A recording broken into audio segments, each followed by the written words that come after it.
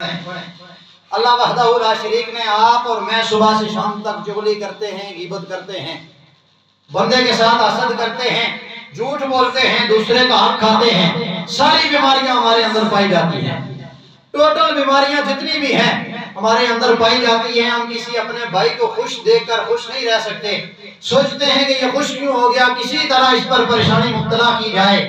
ہم کسی کا عروج دیکھ کر خوشی محسوس نہیں کر سکتے، یہ عروج پر کیوں چلا گیا، میں رہ گیا، کسی طرح اسے گراؤ۔ یہ نہیں کہتے کہ یہ عروج پر چلا گیا میں بھی محنت کروں عروج پر چلا جاؤں۔ تو احباب ذی وقار، ہم دوسرے کی ٹانگیں کھینچنے کے لیے ہم وقت تیار رہتے ہیں، لیکن پھر بھی اللہ وحدہ لا شریک نے الحمد سے والناس تک جب بھی آپ کو اور مجھے مخاطب کیا فرمایا یا ایھا الذین آمنوا، ایمان والے کہہ دو سبحان اللہ۔ اللہ اکبر اللہ اکبر۔ سرور انبیاء صلی اللہ علیہ وآلہ وسلم کے غلاموں، رب کائنات نے ہمارے گناہوں کو نہیں دیکھا، ہمارے ابو کو نہیں دیکھا، کائنات عالم کے رب نے یہ نہیں دیکھا صبح سے شام تک جھوٹ بولتا ہے، رب کائنات نے یہ نہیں دیکھا حسد کرتا ہے، کائنات عالم کے رب نے یہ نہیں دیکھا کہ میرا بندہ صبح سے شام تک گناہ کرتا ہے، میری نافرمانی کرتا ہے، ایک سال کے بعد میں اس کے پاس ماہ رمضان کا مہینہ بھیجتا ہوں، پھر بھی میرا بندہ روزے نہیں رکھتا، پھر بھی میرا بندہ چھپ چھپ کر کھاتا پیتا رہتا ہے، میرا رب تو دیکھ رہا ہے، میرا بندہ میرے رمضان کا ادب نہیں کرتا، میرا بندہ دن میں 5 مرتبہ میرے گھر سے صدا آتی ہے حی علی الصلاۃ حی علی الفلاح، کبھی میرے گھر کی طرف نہیں گیا، میرے بندے نے کبھی توجہ نہیں دی کہ میرا رب مجھے پکار رہا ہے، میرے بندے نے کبھی توجہ نہیں دی کہ کائنات عالم کے رب کے گھر سے صدا آ رہی ہے، بندے آ جا کامیابی کی طرف، اے بندے آ جا تمہاری کامیابی یہاں پر ہے، کبھی میرا بندہ میری طرف نہیں آیا، گناہ کر رہا ہے، روز بہ روز گناہ کی دلدل میں پھنسا چلا جا رہا ہے، روز بہ روز مجھ سے دوریاں اختیار کر رہا ہے، روز بہ روز میری نافرمانیاں کر رہا ہے، روز بہ روز مجھ سے دور ہو رہا ہے، نماز نہیں پڑھتا، روزہ نہیں رکھتا، میرا بندہ حج کے لیے نہیں جاتا، سال بعد زکوٰۃ دینی ہوتی ہے، اپنے مال سے زکوٰۃ نہیں دیتا، پھر تو دہانوں سے پیسے نکلوا کر پاس رکھ لیتا ہے، کہیں دہانوں اور بکروں والے زکوٰۃ نہ کاٹ لے، میرا بندہ زکوٰۃ دے کر اپنا مال پاک نہیں کرتا، سال بعد روزے اس کے پاس بھیجتا ہوں، اس کے جسم کی زکوٰۃ ہے، اگر یہ روزے رکھے اس کا جسم پاک ہو جاتا ہے، یہ روزے نہیں رکھتا میری نافرمانی کرتا ہے، اگر روزہ رکھ بھی لے تو یہ اپنی آنکھ کی حیا نہیں کرتا، بازار میں کھڑا لوگوں کی بیٹیوں بیویوں کو دیکھتا ہے، یہ اپنی آنکھ سے شرم حیا کا پیکر نہیں بنتا، صرف زبان کا اس نے روزہ رکھا ہے، زبان تو بند کی ہے، کھاتا پیتا نہیں ہے، لیکن افسوس یہ ہے کہ میرا یہ بندہ اپنی زبان کو لگام نہیں دیتا، اس کی زبان سے جو الفاظ نکلتے ہیں وہ روزہ رکھ کر نکلنے نہیں چاہیے، اس کی آنکھ جو دیکھتی ہے وہ روزہ رکھ کر دیکھنا نہیں چاہیے، اس کی آنکھ جھکی ہونی چاہیے، کسی کی ماں بیٹی پر نہیں پڑنی چاہیے۔ احباب ذی وقار، پھر بھی وہ کائنات عالم کا رب آپ کو اور مجھے اپنی بارگاہ سے دھتکارتا نہیں ہے، جب اس نے مخاطب کیا اس نے یہ نہیں دیکھا میرا بندہ گناہگار ہے، اس نے یہ نہیں دیکھا میرا بندہ نماز نہیں پڑھتا، اس نے یہ نہیں دیکھا میرا بندہ رمضان کا ادب نہیں کرتا، اس نے یہ نہیں دیکھا میرا بندہ میری بارگاہ میں نہیں آتا، بلکہ جب کائنات عالم کے رب نے اپنے بندے کو مخاطب کیا، کائنات عالم کے رب نے الحم سے والناس تک اس مقام پر بھی اپنے محبوب کے امتی کو مخاطب کیا، رب کائنات نے ارشاد فرمایا یا ایھا الذین آمنوا، سبحان اللہ، جس مقام پر بھی مخاطب کیا، رب نے یہ نہیں دیکھا جھوٹ بولتا ہے، رب نے یہ نہیں دیکھا غیبت کرتا ہے، چغلی کرتا ہے، صبح سے شام تک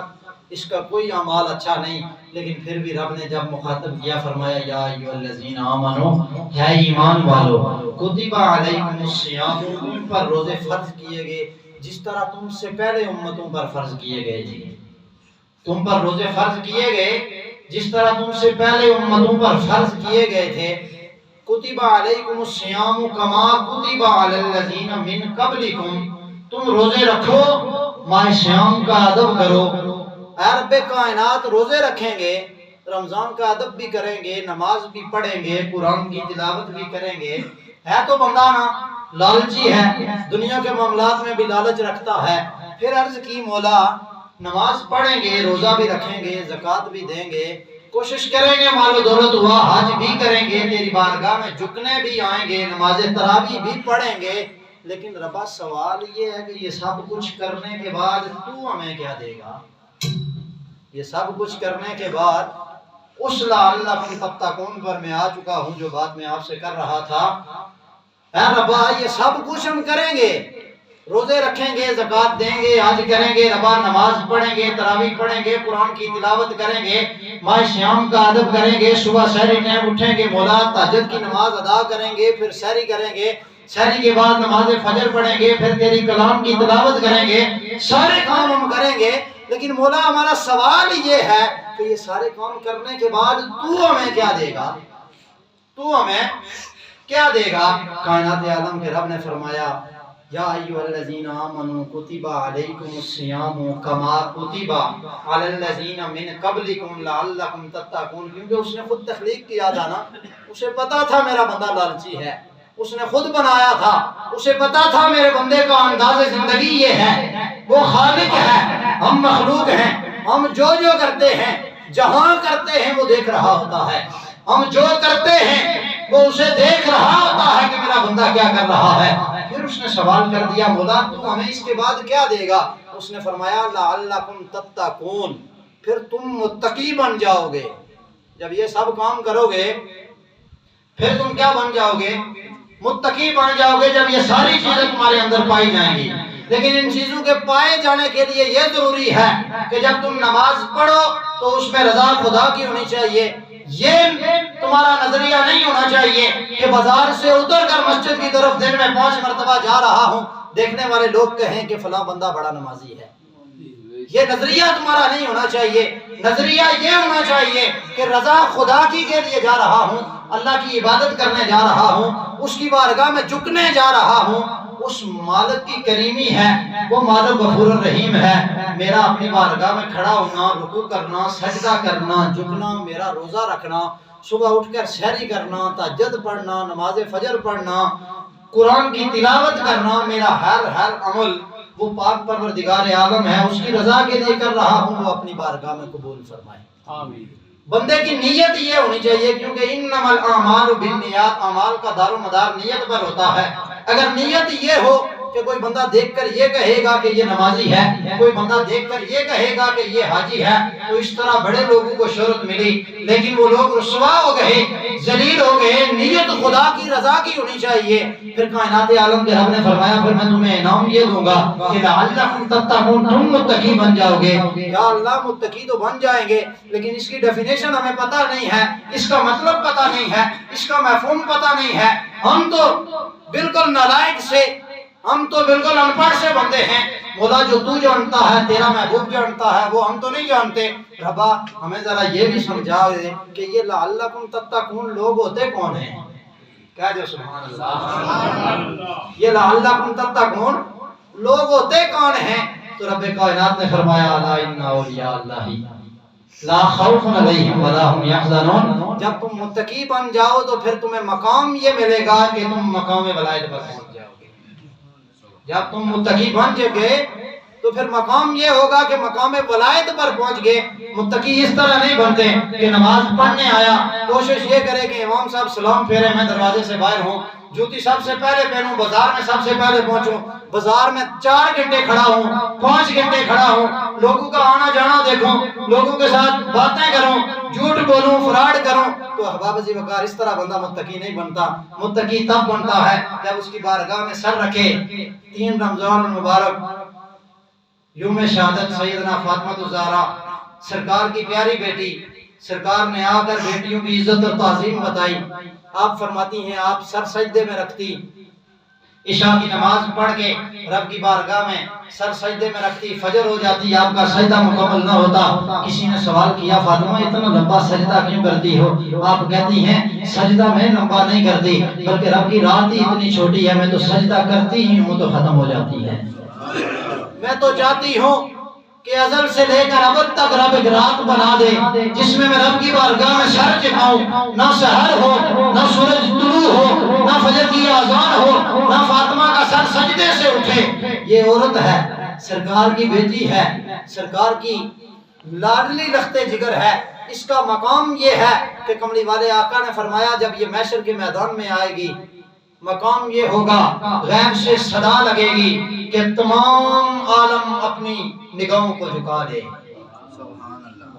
محشر کے میدان میں صدا لگے گی کہ جتنی مخلوق یہاں ہے اپنی نگاہوں کو جھکا لے. سوال ہوگا مولا کون آ رہا ہے؟ غیب سے آواز آئے گی کہ میرے پیارے محبوب کی بیٹی فاطمہ الزہرا تشریف لا رہی ہے. یہ بیٹیوں کی عزت ہے. یہ عزت نہیں ہے کہ سر پر دوپٹہ نہ ہو بازار میں گھوم رہی ہو. یہ عزت نہیں ہے بدن پر کپڑے آدھے پہنے ہو. حضرت سیدنا خدیجہ الکبریٰ فاطمہ الزہرا آپ کے پاس گئی. خدیجہ الکبریٰ وہ عورت ہیں کہ مکے میں سردار رہی. آپ اتنی مال و دولت آپ کے پاس تھا. سرکار سے جب شادی ہوئی آپ کی عمر 40 برس تھی, حضور کی عمر 25 برس تھی. شادی کے بعد سرکار نے ایک ہی رات میں سیدنا خدیجہ الکبریٰ کا سارا مال غریبوں میں بانٹ دیا. خدیجہ نے اعتراض نہیں کیا کہ کملی والے 40 سال کی محنت ہے, اتنی محنت کر کے یہ مال جمع کیا تھا, یہ مال بنایا تھا, اب تم نے ایک رات میں سارا تقسیم کر دیا. اعتراض نہیں کیا کیونکہ سیدنا خدیجہ کو بھی پتا تھا کہ یہ وہ نبی ہے جسے رب نے رحمتوں کا تاج پہنا کر بھیجا ہے. مکے میں ایک شادی شروع ہوئی. سیدنا خدیجہ الکبریٰ کو بھی دعوت ملی. فاطمہ الزہرا خدیجہ کے پاس جاتی ہیں, اماں جان فلاں شخص کی شادی ہے, فلاں عورت کی شادی ہے, آپ جائیں گی. سیدنا خدیجہ الکبریٰ اب بیٹی کی عزت میں آپ کو بتا رہا ہوں. سیدنا خدیجہ نے کہا فاطمہ ہم شادی پر نہیں جاتے کیونکہ کچھ وقت پہلے میں مکے کی سردار تھی اور آج پوزیشن یہ ہے کہ میرے بدن پر جو کپڑے ہیں ان پر 70 پیوند لگے ہوئے ہیں. میری حالت یہ ہے کہ میرے بدن پر جو کپڑے ہیں ان پر 70 پیوند لگے ہوئے ہیں. اگر میں شادی میں جاؤں گی بڑے بڑے بادشاہوں کی بیویاں وہاں آئیں گی, بڑے بڑے بادشاہوں کی بیٹیاں وہاں آئیں گی, وہ تانے دیں گی کہ خدیجہ ایک وقت میں تو بادشاہ ہوا کرتی تھی, آج تیرے بدن پر کپڑے بھی پھٹے ہوئے ہیں, اس لیے ہم شادی میں نہیں جاتے کیونکہ لوگ تانے دیں گے. تو احباب عزیز وقار مائی فاطمہ الزہرا حضور کی اس بیٹی نے جو بات کی تا روز قیامت بڑی بڑی کتب میں وہ بات موجود ہے. اور جب کوئی بندہ اس بات کو پڑھتا ہے یا اس بات کو بیان کرتا ہے تو وہ فخر محسوس کرتا ہے کہ ہمارے آقا کی بیٹی ایسی عزت, ایسی عظمت اور ایسی شان کی پیکر تھی. احباب سیدنا خدیجہ الکبریٰ کو جواب دیتی ہیں. آپ کہتی ہیں اماں جان عورت کی عزت مال و دولت سے نہیں ہوتی. ہمارے ابا جان فرمایا کرتے ہیں کہ عورت کی عزت اس سے نہیں ہوتی کہ وہ بادشاہ ہو, عورت کی عزت اس سے نہیں ہوتی کہ اس نے کپڑے کوئی بہت اچھے پہنے ہو, عورت کی عزت اس وجہ سے نہیں ہوتی کہ اسے زمانے میں لوگ جانتے ہوں کہ یہ فلاں عورت ہے. عورت کی عزت اماں جان ہمارے ابا جان فرمایا کرتے ہیں کہ عورت کی عزت سب سے بڑی چیز یہ ہے کہ عورت کی عزت اور عصمت پاک ہو, عورت پاکیزگی کی حامل ہو. سب سے بڑی بات یہ ہے کہ عورت کو کسی غیر محرم نے دیکھا نہیں. اماں جان یہی مال و دولت, یہی بادشاہی ہے عورت کی. عورت بادشاہ ہے اگر اس کی عزت پاک ہے, عورت بادشاہ ہے اگر اس کی عصمت پاک ہے, عورت بادشاہ ہے اگر وہ 70 پیوند لگے ہوئے کپڑے پہن کر بھی اپنے آپ پر فخر محسوس کر رہی ہے کہ اس نے کسی غیر محرم کے ساتھ کلام نہیں کیا. عورت بادشاہ ہے اگر پھٹے کپڑے پہن کر بھی اسے اپنے آپ پر فخر محسوس ہو رہا ہے کہ اس نے کسی غیر محرم کے ساتھ کلام نہیں کیا, کسی غیر محرم کو دیکھا نہیں, اس نے کوئی رسول اللہ کے دین کے خلاف کام نہیں کیا, اس نے کوئی حضور کی شریعت سے باہر نکل کر عمل نہیں کیا. تو اماں جان وہ عورت بادشاہ ہے اس جس کی عزت اور عصمت پاک ہے. تو احباب ہمیں فاطمہ الزہرا آج سے 1400 سال پہلے بتا کر گئی کہ عورت کی عزت اور عظمت یہی ہے کہ عورت اپنی عزت کی حامل ہو, عورت اپنی عزت اور عصمت کو پاک رکھے, عورت اپنی پاکیزگی کی حامل ہو, عورت پردے دار ہو, عورت نے کسی غیر محرم کو نہ دیکھا ہو. تو احباب عزیز وقار یہ تھی فاطمہ جس نے ہمیں زندگی گزارنے کا طریقہ اور سلیقہ بتایا. بات جو میں کر رہا تھا بندے نے عرض کی مولا لعلکم تتقون, متقی تو تو نے بنا دیا. یہاں تک تو ہمیں سمجھ آ گئی لیکن ہمیں سمجھ یہ نہیں آ رہی کہ یہ متقی لوگ ہوتے کون ہیں. رب نے فرمایا الا ان اولیاء اللہ لا خوف علیہم ولا هم يحزنون. جب تم متقی بن جاؤ گے پھر تمہیں مقام اور مرتبہ میں یہ عطا کروں گا کہ تمہیں میں مقام ولایت عطا فرما دوں گا. جب تم متقی بن جاؤ گے میں تمہیں مقام ملائک پر فیض کر دوں گا. جب تمہارا اٹھنا بیٹھنا سونا جاگنا ہر عمل، نماز پڑھنا، روزہ رکھنا، زکات دینا، حج کرنا، کسی غریب کی مدد کرنا، اس دنیا میں رہتے ہوئے لوگوں کی خدمت کرنا، جب یہ سارے عمل تمہارے میری رضا کے لیے ہو جائیں گے نا تو پھر لعلکم تتقون، تم متقی بن جاؤ گے. جب تم متقی بن جاؤ گے تمہیں میں اولیاء کی لسٹ میں شامل کر دوں گا. پھر میرے اولیاء وہ ہیں جب میری بارگاہ میں ہاتھ اٹھا دیں، جب میری بارگاہ میں زبان کھول دیں، پھر میں ان کی بات کو واپس نہیں لوٹایا کرتا. اگر وہ عرض کر دیں میں جبریل کو حکم دے دیتا ہوں، جبریل لوح محفوظ کو صاف کرو، جو یہ بات میرا بندہ کہہ رہا ہے یہ لکھو. شان اولیاء آپ نے بہت سنی ہوگی، وہ موسیٰ علیہ السلام کے دور کا واقعہ جس میں موسیٰ علیہ السلام سے رب کائنات نے کوئی طور پر ہم کلام ہو کر فرمایا موسیٰ انسان کے جسم کا گوشت چاہیے، جا انسان کے جسم کا گوشت لے آ. موسیٰ بھی انسان تھے، اپنے جسم کا گوشت دے سکتے تھے، نبی تھے، بڑا مقام تھا، بڑا مرتبہ تھا. کوئی طور سے اترے، زمین پر ادھر ادھر دائیں بائیں گھومنا شروع کیا، کوئی بندہ اللہ کا مل جائے، بڑی مخلوق سے مانگا، کسی نے نہیں مانا. جب ویرانے جنگل میں پہنچے دیکھا ایک بندہ تنہائی میں بیٹھا اللہ اللہ کر رہا ہے. تنہائی میں جو اللہ اللہ کیا کرتے ہیں ان کے اللہ اللہ کرنے میں نہ کوئی دکھلاوا نہ کوئی ریاکاری، بیٹھے ہوئے تنہائی میں ہیں، صرف رب دیکھ رہا ہے یا رب کا محبوب دیکھ رہا ہے یا اس بندے کو پتا ہے میں کیا کر رہا ہوں یا خالق کو پتا ہے یا مخلوق کو پتا ہے کہ میں کیا کر رہا ہوں. احباب جی وقار جب موسیٰ نے دیکھا بندہ اللہ اللہ کر رہا ہے، اللہ اللہ کر رہا ہے، احباب جی وقار موسیٰ علیہ السلام اس بندے کے قریب گئے، جا کر فرمایا ہے اللہ کے بندے کائنات عالم کے رب کی بارگاہ سے ہو کر آ رہا ہوں، کوئی طور سے حاضری دے کر آ رہا ہوں، رب کائنات کی بارگاہ سے آ رہا ہوں. کائنات عالم کا رب فرما رہا ہے مجھے انسان کے جسم کا گوشت چاہیے. قربان جاؤں اس بندے پر جس بندے نے صرف جسم کا گوشت نہیں فرمایا موسیٰ ایک مرتبہ پھر چلے جاؤ رب کی بارگاہ میں. یہ ہوتا ہے فقیر، یہ فقیری ہے. فرمایا موسیٰ ایک مرتبہ پھر چلے جاؤ. اب یہ فقیری ہے، ہو سکتا ہے بازو سے کاٹ کر دے دوں رب کو پسند نہ آئے، ٹانگ سے کاٹ کر دے دوں رب کو پسند نہ آئے، پیٹ سے کاٹ کر دے دوں رب کو پسند نہ آئے، منہ سے اتار کر دے دوں پسند نہ آئے. فرمایا موسیٰ ایک مرتبہ پھر رب کی بارگاہ میں چلے جاؤ نا، رب کی بارگاہ سے جا کر پوچھو رب کو جسم کے کون سے حصے کا گوشت چاہیے. اللہ پھر عرض کرتے ہیں موسیٰ اچھا رکو، رب کی بارگاہ میں واپس کریں کیونکہ اللہ والے تھے.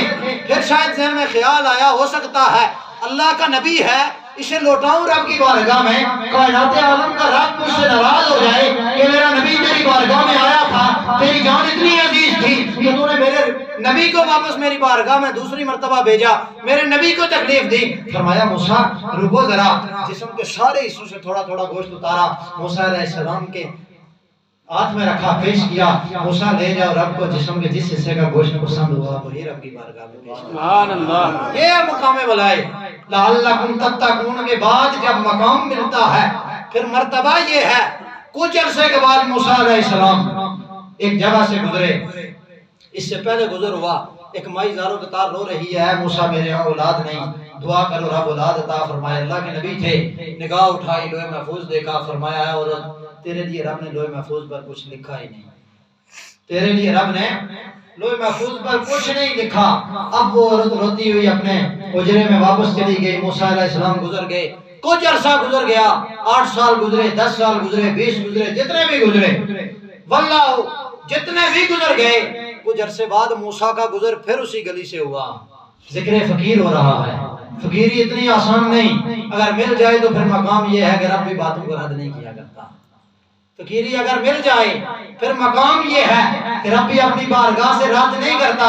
اگر کہہ دے مولا یہ میری بارگاہ میں آ گیا گناہگار ہے بخش دے تو اسے رب فرماتا ہے میرے بندے تو نے کہہ دیا ہم نے بخش دیا، تو نے کہہ دیا ہم اس کے گناہوں کو نہیں دیکھیں گے. نبی عبادی انی انا الغفور الرحیم، ہم بہت غفور ہیں، رحیم ہیں، کریم ہیں، ہماری رحمت بڑی وسیع ہے، اگر تو اسے اپنے ساتھ لے کر آ گیا تو ہم اسے بخش دیتے ہیں. یہ فقیری ہے. موسیٰ علیہ السلام کا گزر ہوا، دیکھتے ہیں اسی گھر سے بچوں کے رونے کی آواز آ رہی ہے. کہہ دو سبحان اللہ۔ اللہ اکبر صلی اللہ انبیاء صلی اللہ علیہ وآلہ وسلم کے غلاموں، سیدنا موسیٰ کلیم اللہ جب اس کے دل سے گزرے، بچوں کے رونے کی آواز اس گھر سے آئی، دروازے پر دستک دی، مائی باہر آئی، سوال کیا مائی کچھ عرصہ پہلے میں یہاں سے گزرا، تیرے ہاں اولاد نہیں تھی، تو سوال لے کر میری بارگاہ میں آئی تھی، اے موسیٰ رب کائنات کی بارگاہ میں عرض کرو نا مولا مجھے اولاد عطا فرمائے۔ میں نے لوح محفوظ پر دیکھا تیرے لیے رب کائنات نے کچھ نہیں لکھا تھا، ہے عورت پتا نہ رب نے تجھے اولاد کیسے عطا کی۔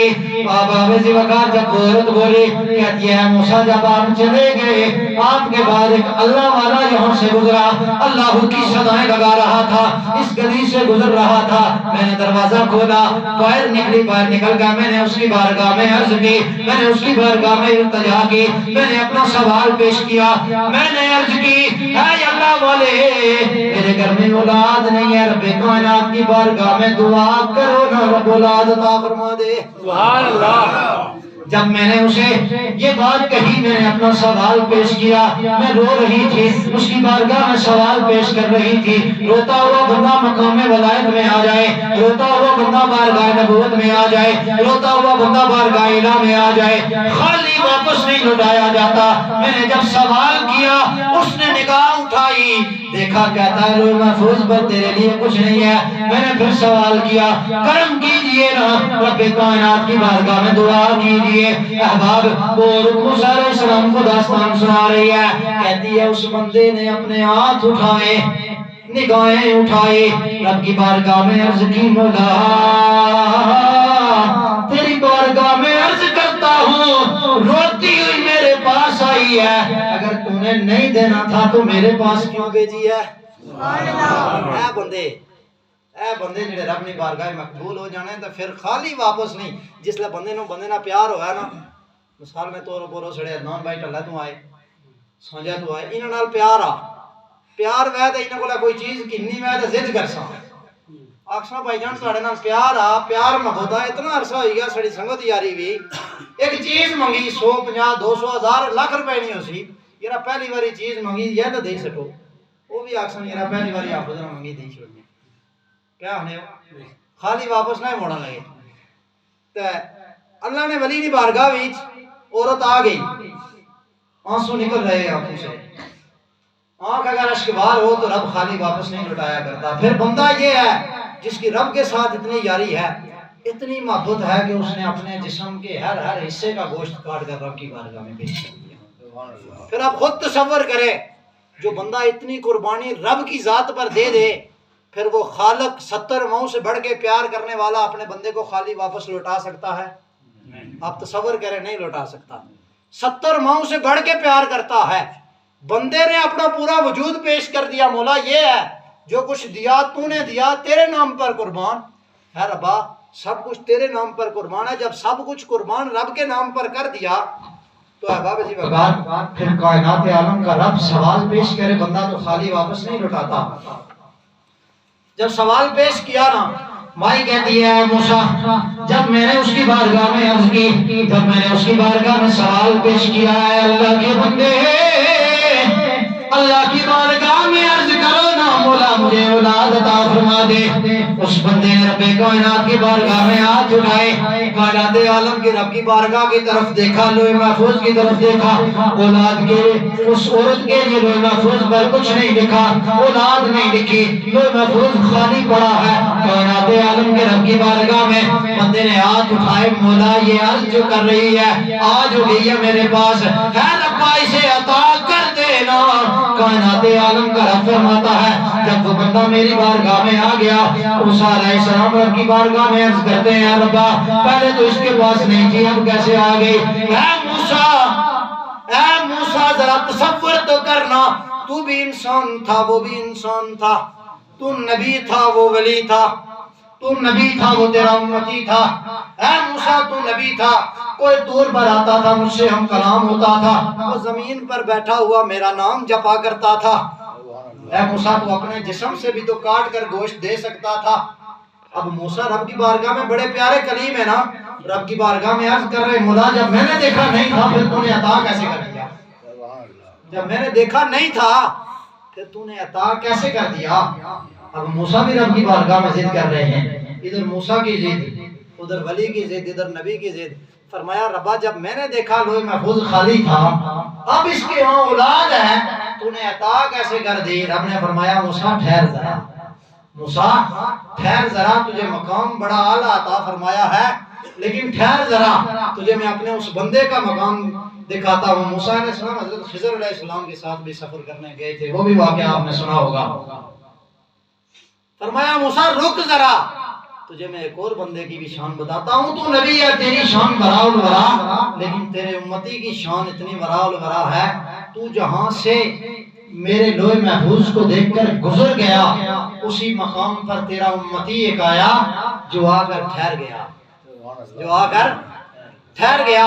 میری بارگاہ میں عرض کرتا ہے مولا اگر تو نے دینا نہیں تھا تو پھر اسے میری بارگاہ میں کیوں بھیجا؟ کیونکہ تو کہتا ہے کہ میرے حکم کے بغیر پتہ نہیں ہلتا، اگر تو نہ چاہتا تو یہ میری بارگاہ میں نہ آتی، اگر یہ میرے پاس نہ آتی تو میں تیری بارگاہ میں ہاتھ نہ اٹھاتا، مولا میں تیری بارگاہ میں عرض نہ کرتا، اے ربا تو نے اسے میری بارگاہ میں کیوں بھیجا اگر لوح محفوظ پر لکھا ہی کچھ نہیں تھا؟ کائنات عالم کے رب نے فرمایا جبریل ذرا لوح محفوظ کو صاف کرو نا۔ فرمایا ربا اگر نہیں دینا تھا تو میری بارگاہ میں نہ بھیجتا، اب اگر بھیج دی ہے، اب اگر بھیج دی ہے تو مولا پھر یہ تیرا بندہ تیری بارگاہ میں ضد کر رہا ہے کہ اب اسے تو اولاد عطا فرما۔ کائنات عالم کے رب نے فرمایا جبریل ذرا لوح محفوظ صاف کرو، لکھو اس پر جو یہ کہہ رہا ہے، یہ نہیں کہا جو میں نے کہا وہ لکھو، فرمایا لکھو اس پر جو یہ کہہ رہا ہے، لکھو اس پر جو یہ کہہ رہا ہے۔ اب اس نے جو کہا جبرائیل نے لکھا، رب نے اس عورت کو عطا کیا۔ اب موسیٰ کو طور پر کھڑے، ربا عطا کیسے کیا؟ فرمایا موسیٰ تو کلیم ہے لیکن تو اس مقام سے گزر گیا، فرمایا موسیٰ تو بڑی عظمتوں والا ہے لیکن جب تو اس مقام پر